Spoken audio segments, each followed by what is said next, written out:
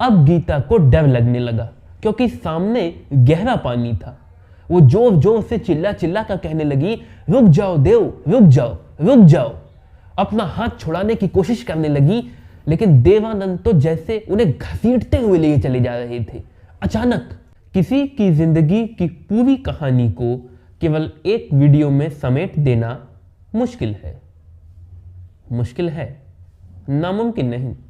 आज मैं आपके लिए बॉलीवुड की बाजी गर्ल के नाम से मशहूर एक्ट्रेस गीता बाली की जिंदगी की पूरी कहानी लेकर आया हूं।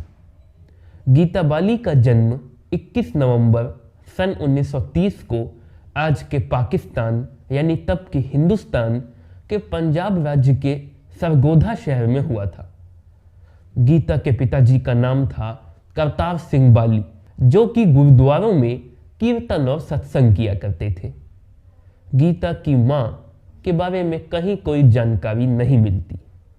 गीता की बड़ी बहन का नाम था हरदर्शन और छोटे भाई का नाम था दिग्विजय। गीता के परिवार की आर्थिक स्थिति बिल्कुल अच्छी नहीं थी, इसीलिए गीता कभी स्कूल नहीं जा पाई। स्कूल नहीं जाती थी तो अपने पिता के साथ उनके कीर्तन और सत्संगों में जाया करती थी। धीरे धीरे अपने पिता को देख देख कर उनका भी गाने का मन करने लगा और वो भी भजन गाने लगी। 10-11 साल की एक छोटी सी बच्ची के मुंह से भजन लोगों को बहुत पसंद आते। बस फिर तो बाप बेटी की ये जोड़ी बन गई। कहते हैं कि गीता के कीर्तनों में गाने के कारण ही लोग उन्हें हर कीर्तन कह के बुलाने लगे। एक कला दूसरी कला को खींचती है। गीता जो कि गाती थी, अब डांस यानी नृत्य सीखना चाहती थी। उनके पिता ने बड़ी मुश्किल से जतन कर उन्हें डांस सिखवाया। अब गीता एक तरह से अपना स्टेज शो टाइप करने लगी, जहां वो गाती भी थी और नाचती भी थी। मीडिया रिपोर्ट्स के मुताबिक उनके समुदाय यानी सिख समुदाय ने उनका बहिष्कार कर दिया, क्योंकि उनके मुताबिक किसी लड़की का इस तरह खुलेआम नाचना गाना उनकी तहजीब के दायरे के बाहर यानी संस्कारों के खिलाफ है। एक बार तो गजब हो गया। गीता मंच पर परफॉर्म कर रही थी कि ऐसे कुछ लोग वहां पहुंच गए। पहले नारे लगाने लगे, फिर हंगामा करने लगे, फिर मंच पर तोड़फोड़ शुरू कर दी, गीता पर भी हमला कर दिया। वो तो गीता ने अपनी सूझबूझ से अपनी जान बचा ली। जीना दूभर हो जाने के कारण गीता अपने पूरे परिवार के साथ लाहौर चली गई और लाहौर में भी इसी तरह के अपने स्टेज शोज करने लगी। एक बार उन्हें मंच पर परफॉर्म करते हुए देख लिया एक शख्स ने, जिस शख्स को उनकी आवाज़ बहुत अच्छी लगी। उसने उन्हें रेडियो प्ले करने का ऑफर दिया। रेडियो प्ले जिसमें अपनी आवाज़ से वॉइस मॉड्यूलेशन कर एक्टिंग की जाती है, कहानी कही जाती है। गीता अब रेडियो प्लेस भी करने लगी। रेडियो प्ले करने के दौरान ही एक दिन उनकी मुलाकात हुई पंडित ज्ञानदर्शन जी से। पंडित ज्ञानदर्शन फिल्म इंडस्ट्री के बहुत बड़े नाम थे, बम्बई के नहीं। जैसा कि मैं आपको पहले भी बता चुका हूँ, आज़ादी के पहले उत्तर भारत में फिल्में मुख्य रूप से 3 शहरों में बनती थीं, बम्बई, कलकत्ता और लाहौर। तो लाहौर में बनने वाली फिल्मों में पंडित ज्ञानदर्शन जी बहुत बड़ा नाम थे।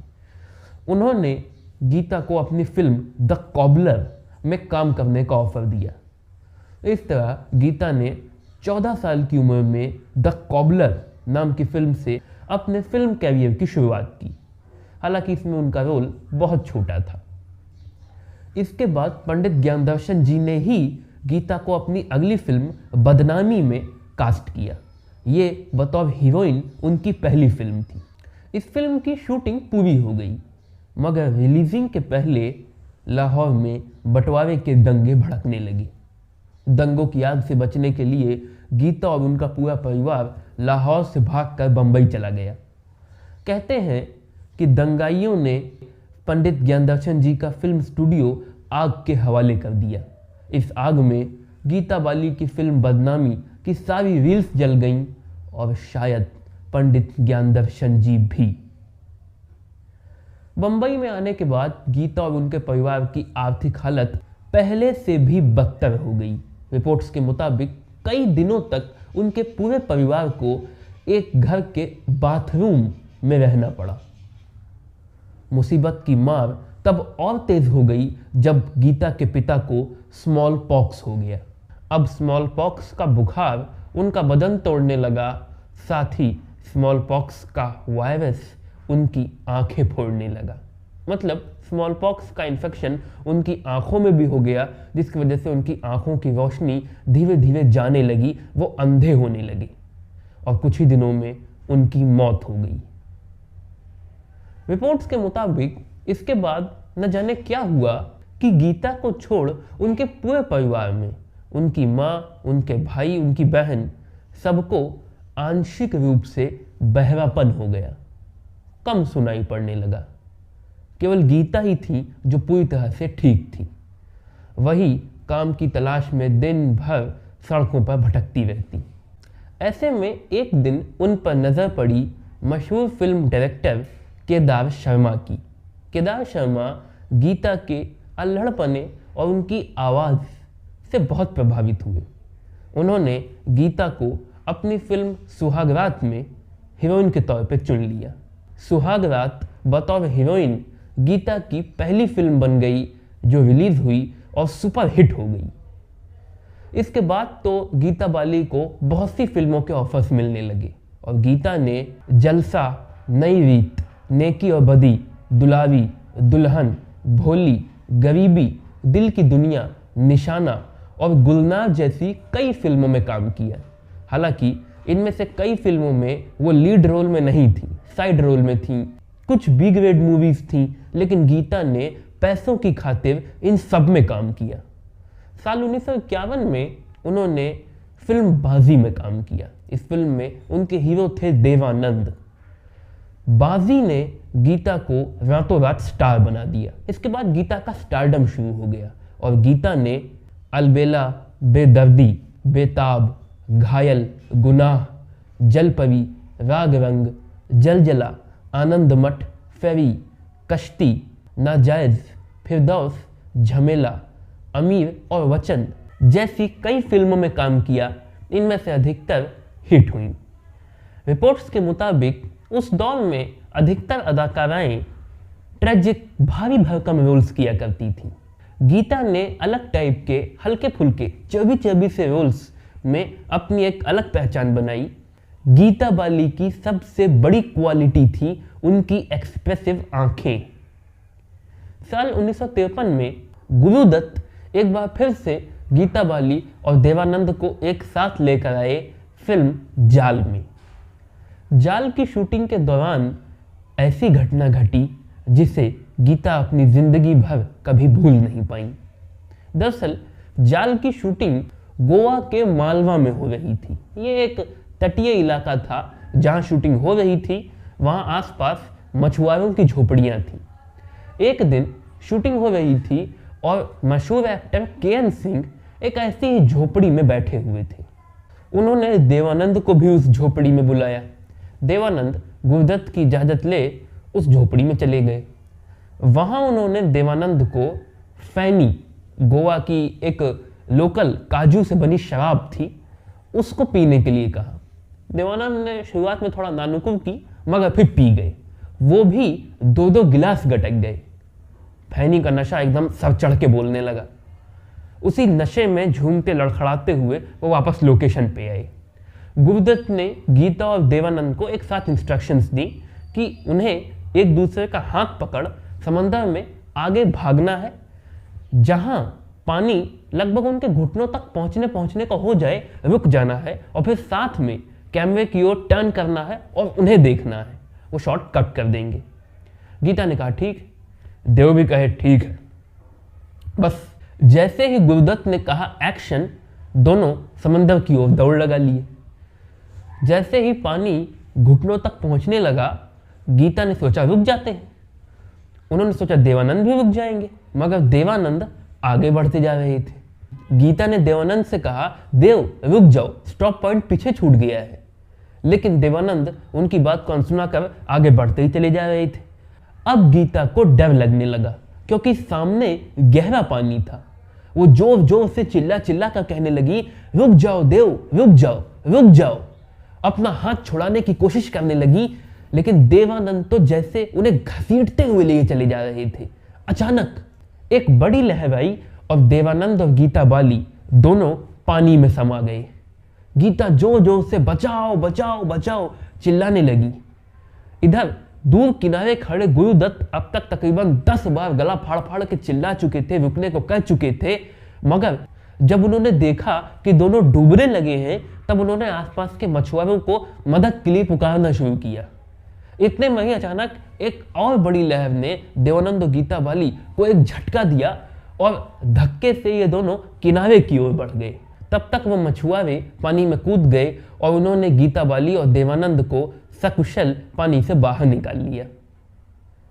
दोनों बेहोश थे, पेट में बहुत पानी भर चुका था। पेट से पानी बाहर निकालने के बाद पहले देवानंद होश में आए, तब गीता होश में आई। होश में आने के बाद देवानंद के सर से खैनी का नशा पूरी तरह से उतर चुका था। उन्होंने गीता से बहुत माफ़ी मांगी क्योंकि उनके कारण आज गीता मरने वाली थी। गीता ने उन्हें माफ़ कर दिया। देवानंद ने उनसे वादा किया कि वो भविष्य में ऐसी गैर जिम्मेदाराना हरकत कभी नहीं करेंगे, लेकिन महज 2 दिन के बाद ही उन्होंने फिर ऐसी हरकत कर दी। दरअसल हुआ ये कि शूटिंग शेड्यूल पूरा होने के बाद सबको पूना वापस जाना था। गीता और देव एक साथ पूना जाने वाले थे। सुबह सुबह दोनों कार से निकले। गीता ने देवानंद से कहा कि वो थोड़ा तेज चला दे, उन्हें जल्दी पहुंचना है। अब देवानंद ने इस बात को अपनी ड्राइविंग स्किल पर सवाल के तौर पे ले लिया। गीता ने कहा था थोड़ा तेज, देवानंद ने भगा दिया बहुत तेज। इस चक्कर में सामने सड़क के इस ओर एक माइलस्टोन से बचने के चक्कर में उन्होंने कार घुमाया और सड़क के दूसरी ओर गहरी खाई में गिरा दिए। जोरदार आवाज आई, आसपास के लोग जमा हो गए। देखा तो गीता बेहोश पड़ी थी। उनके सर माथे से खून बह रहा था। चोटें देवानंद को भी लगी थी, उनकी पसलियां चमरा गई थीं। आसपास के लोगों ने दोनों को किसी तरह से कार से बाहर निकाला और हॉस्पिटल ले गए। होश आने के बाद हॉस्पिटल के बेड पर देवानंद ने एक बार फिर से गीता बाली से माफ़ी मांगी क्योंकि उनके कारण एक बार फिर से गीता मरने वाली थी। एक बार फिर से वो गीता की जान लेने वाले थे। गीता ने उन्हें माफ़ कर दिया, लेकिन इसके बाद बहुत दिनों तक वो ना ही देवानंद के साथ कहीं जाती थी, ना ही कोई मुश्किल शॉट उनके साथ शूट करती थी, क्योंकि इन मामलों में वो देवानंद से बहुत डर गई थी। साल 1955 में गीता बाली ने फिल्म मिस कोका कोला में काम किया। इस फिल्म में उनके अपोजिट हीरो थे न्यू कमर शम्मी कपूर। शम्मी कपूर और गीता बाली की फिल्म की शूटिंग के दौरान अच्छी दोस्ती हो गई। एक तो दोनों का स्वभाव एक जैसा था, एनर्जेटिक, एक्सट्रोवर्ट, एक्सप्रेसिव। एक और घटना घटी। शम्मी बताते हैं कि जिस गांव में शूटिंग हो रही थी उस गांव और आसपास के पूरे इलाके में ये खबर फैली थी कि उस इलाके में एक आदमखोर बाघ आ गया है। शम्मी ने ताल ठोकी कि वो इस बाघ का शिकार करेंगे। उन्होंने बंदूक उठाई, जीप में बैठे और बाघ को ढूंढने निकल पड़े। बगल में गीता भी आके बैठ गई। शम्मी ने गीता का मखौल उड़ाते हुए कहा कि उन्हें उनके साथ नहीं आना चाहिए, बाघ को देख के बेहोश हो जाएंगी, खामखा उनकी मुश्किल बढ़ाएंगी। बहरहाल ढूंढते ढूंढते ढूंढते ढूंढते ढूंढते ढूंढते बहुत देर हो गई। अचानक उन दोनों को सूखी नदी के एक पुराने से पुल के पास बाघ दिख गया। अब शम्मी ने गाल तो बहुत बजाई थी कि बाघ को मारेंगे, बाघ को मारेंगे, बाघ को मारेंगे, लेकिन असल में बाघ को अपने सामने देख शम्मी की घिघी बंध गई। उनके चेहरे पे 12 बज गए, सुन्न से पड़ गए। उनकी हालत ऐसी हो गई, बंदूकें नहीं चल रही थी। बाघ ने उन दोनों को देख लिया और देख के गुर्राने लगा। ऐसे में गीता ने शम्मी के हाथ से बंदूक ली और बाघ की ओर फायर किया। बाघ को लगी नहीं, जमीन पे लगी, लेकिन गीता ने बाघ को मारा ही नहीं था, जमीन ही पे शॉट मारा था जिससे बाघ भाग जाए। हुआ भी ऐसा ही, बंदूक की आवाज से डर के बाघ भाग गया। शम्मी कपूर इंटरव्यू में बताते हैं कि उस दिन उन्हें महसूस हुआ कि गीता बहुत बहादुर है। शम्मी के मुताबिक वो गीता की इस निडरता से बहुत मुतासिर हो गए, बहुत प्रभावित हो गए। गीता को भी शम्मी बहुत अच्छे लगने लगे थे। गीता ने एक इंटरव्यू में बताया था कि उन्हें शम्मी का बिल्कुल बच्चों सा भोलापन बहुत पसंद आता था। दोनों को एक दूसरे के साथ वक्त बिताने में कितना अच्छा लगता था, ये आप इसी से समझ सकते हैं कि फिल्म रंगीन रातें में गीता का कोई रोल नहीं था, लेकिन फिर भी उन्होंने डायरेक्टर केदार शर्मा से बहुत इल्तिजा की, तो डायरेक्टर केदार शर्मा ने खुद स्क्रिप्ट में एक छोटा सा रोल उनके लिए क्रिएट किया ताकि गीता शूटिंग के लिए रानीखेत लोकेशन पे पहुंच सके। शम्मी के मुताबिक अब तक वो समझ गए थे कि उन्हें अपनी पूरी जिंदगी गीता के साथ ही गुजारनी है। 2 अप्रैल सन 1955 को उन्होंने गीता को शादी के लिए प्रपोज कर दिया। सामने से जवाब भी ऐसा मिला जिसे सुन शम्मी का दिल खुश हो गया। गीता ने भी कहा, I love you too Shammi. Shammi खुश, मगर तभी मूड मुड़ाते ही ओली पड़ी। गीता ने कहा, शम्मी मैं तुमसे बहुत प्यार करती हूँ, तुम्हारे बिना जीने का सोच भी नहीं सकती, मगर तुमसे शादी नहीं कर सकती क्योंकि मेरे ऊपर मेरे परिवार की बहुत सी जिम्मेदारियाँ हैं। शम्मी तो सीधा पाताल में पहुँच गए। प्यार करती हैं मगर शादी नहीं कर सकती। बहरहाल मनाने समझाने की कोशिश वो करते रहे। 4 महीने बाद 23 अगस्त सन 1955 की रात शूटिंग के सिलसिले में शम्मी और गीता एक होटल में ठहरे हुए थे। बम्बई का ही होटल था। उस रात गीता के रूम में जाकर शम्मी ने एक बार फिर से उनसे शादी के लिए कहा। शम्मी को लगा था हमेशा की तरह ना आएगा, लेकिन उनकी हैरानी का ठिकाना न रहा जब गीता ने हाँ कर दिया। शम्मी की खुशी का ठिकाना न रहा, लेकिन तब तक गीता ने एक शर्त रख दी। गीता ने कहा, शादी आज ही होनी चाहिए। शम्मी ने कहा, आज रात? गीता ने कहा, अभी इसी वक्त, वरना फिर कभी नहीं। शम्मी ने तुरंत अपने दोस्त मशहूर कॉमेडियन जॉनी वॉकर को फ़ोन लगाया, क्योंकि जॉनी वॉकर ने कुछ महीनों पहले सबसे छुप छिपाकर शादी की थी। जॉनी वॉकर ने कहा कि वो तो मुसलमान है, मस्जिद गए, निकाह पढ़ा लिया, छुट्टी। लेकिन शम्मी और गीता को तो मंदिर में जाकर हिंदू रीति रिवाजों के मुताबिक विधिवत शादी करनी होगी। जॉनी ने उनसे कहा कि वो बनगंगा मंदिर पहुंचे। इसके बाद शम्मी कपूर, गीता बाली, जॉनी वॉकर और शम्मी कपूर के एक और दोस्त थे प्रोड्यूसर हरी वालिया, ये चारों एक गाड़ी में बैठकर बनगंगा मंदिर पहुंचे। रात के 10 बज रहे थे, मूसलाधार बारिश हो रही थी। पुजारी जी ने कहा कि भगवान सो चुके हैं, अब रात के वक्त मंत्रोच्चार नहीं हो सकता, शादी आज रात नहीं हो सकती, कल सुबह ही हो पाएगी। शम्मी पुजारी जी के पैरों में पड़ गए, इल्तिजा करने लगे कि वो शादी करवा दें। पुजारी जी ने उन्हें बहुत समझाया और फिर कहा कि वो मजबूर हैं, लेकिन वो वादा करते हैं कि कल सुबह 4 बजे आरती के बाद अपनी पूजा से पहले वो उन दोनों की शादी करा देंगे। शम्मी को डर लगा कि कहीं ऐसा ना हो कि अगर वो गीता को उनके घर छोड़ दें तो उनका दिमाग न बदल जाए। इसलिए वो गीता को साथ ले माटुंगा स्थित जॉनी वॉकर के घर चले गए। रात भर सबने आपस में मिल बैठकर बातचीत की। सुबह तड़के 4 बजे सब फिर से बनगंगा मंदिर पहुंचे। वरमाला तो जॉनी ने अपने बगल एक बगीचे में मालिन रहती थी, उसको पैसे देकर रात में ही बनवा लिया था, लेकिन सिंदूर लाना वो भूल गए थे। वो क्या, किसी के दिमाग में ये बात नहीं आई थी। अब वहाँ सिंदूर ही नहीं, और सिंदूर मांग में भरे बगैर शादी कैसे होगी। ऐसे में गीता ने अपने बैग से एक लिपस्टिक निकाली लाल रंग की और शम्मी को देकर कहा कि इसी को उनकी मांग में भर दे। सबने पुजारी जी की ओर देखा। 2 मिनट तक सोचने के बाद पुजारी जी बोले, आप दोनों साक्षात भगवान के सामने खड़े हैं। भगवान को आप दोनों के प्रेम का पता है। ये सारे विधि विधान तो प्रतीक हैं, असल मायने तो मन के भावों के हैं, इसलिए ये लिपस्टिक ही भर दीजिए। तब शम्मी ने गीता की मांग में सिंदूर नहीं, लाल रंग की लिपस्टिक भर दी और दोनों की शादी हो गई।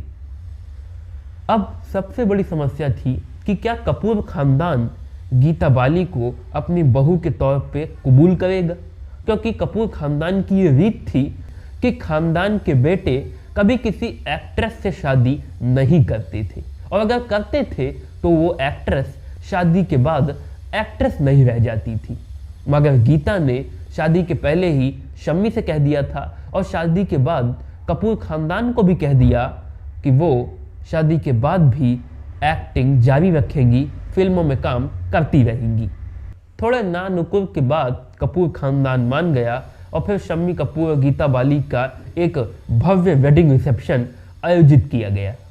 गीता का शम्मी की जिंदगी में शामिल होना उनके लिए बहुत लकी साबित हुआ, क्योंकि गीता से शादी के पहले शम्मी फ्लॉप्स पे फ्लॉप दिए जा रहे थे। अगर साल 1957 में रिलीज होने वाली फिल्म तुमसा नहीं देखा फ्लॉप हो गई तो मैं फिल्मों में काम करना छोड़ दूंगा। यही कहा था शम्मी ने गीता से तुमसा नहीं देखा फिल्म के रिलीज होने के 1-2 दिन पहले। तब गीता ने मुस्कुराते हुए शम्मी से कहा था कि ये फिल्म भी हिट होगी और तुम इंडस्ट्री के बहुत बड़े सितारे बनोगे। ऐसा ही हुआ, तुमसा नहीं देखा ज़बरदस्त हिट हुई और इसके बाद तो ब्लफ मास्टर, जंगली जैसी शम्मी की हिट्स पे हिट्स आने लगी। शादी के बाद गीता और शम्मी का एक बेटा हुआ जिसका नाम उन्होंने रखा आदित्य, एक बेटी हुई जिसका नाम रखा कंचन। जब तक आदित्य और कंचन छोटे थे तब तक गीता ने फिल्मों में काम करना बंद नहीं किया था, कम कर दिया था। जैसे ही वो दोनों थोड़े बड़े हुए उन्होंने अपने ही अंदाज में फिल्मों में काम करना शुरू कर दिया। गीता बाली ने मुजरिम, मोहरा, 10 o'clock, नई राहें, दो मस्ताने और जब से तुमको देखा है जैसी फिल्मों में काम किया। साल 1964 की बात है। गीता के दिल में बहुत समय से ये ख्वाहिश पल रही थी कि वो एक ऐसी फिल्म में काम करें जिससे दुनिया उनको याद करे। उन्हीं दिनों उनके दोस्त मशहूर राइटर राजेंद्र सिंह बेदी ने उन्हें अपना एक नया लिखा हुआ उपन्यास पढ़ने के लिए दिया। नाम था मैली चादर। ये ग्रामीण पंजाब की एक प्रथा, चादर चढ़ाने की प्रथा की बुराई के बैकग्राउंड पर बेस्ड था। गीता ने तय कर लिया कि वो फिल्म यही होगी और इसे वो बनाएंगी। फिल्म के डायरेक्टर बन गए राजेंद्र सिंह बेदी और मुख्य किरदार रानो खुद गीता बन गई। दिसंबर सन 1964 को फिल्म की शूटिंग शुरू हो गई पंजाब के एक गांव में। 9 जनवरी सन 1965 को गीता ने पूरी यूनिट को एक दावत दी, शानदार दावत। अगले दिन 10 जनवरी को अचानक से उनकी तबीयत बिगड़ गई। सर में दर्द होने लगा, फिर बुखार चढ़ने लगा। राजेंद्र सिंह बेदी ने पहले खुद उपचार की कोशिश की, जब नहीं कर पाए तो शम्मी कपूर को फ़ोन लगाया। शम्मी कपूर गीता को बम्बई ले गए। बम्बई में डॉक्टर्स ने एक शॉकिंग खबर सुनाई। उन्होंने कहा कि गीता को स्मॉल पॉक्स हो गया है। स्मॉल पॉक्स, वही बीमारी जो उनके पिता को लील गई। गीता इससे बहुत खौफ खाती थी, वो बहुत डरने लगी। धीरे धीरे स्मॉल पॉक्स के बुखार ने उनका बदन तोड़ना शुरू कर दिया। अपने पिता ही की तरह उनकी भी आंखों पर वायरस का प्रभाव होने लगा, जिसकी वजह से उनकी आंखों की रोशनी कम होने लगी, वो अंधी होने लगी। महज चंद दिनों में गीता का शरीर इतना बदल गया था कि एक नया डॉक्टर उनकी देखभाल के लिए आया। उसने गीता के बगल एक फोटो पड़ी देखी। उसने पूछा, ये खूबसूरत लड़की कौन है?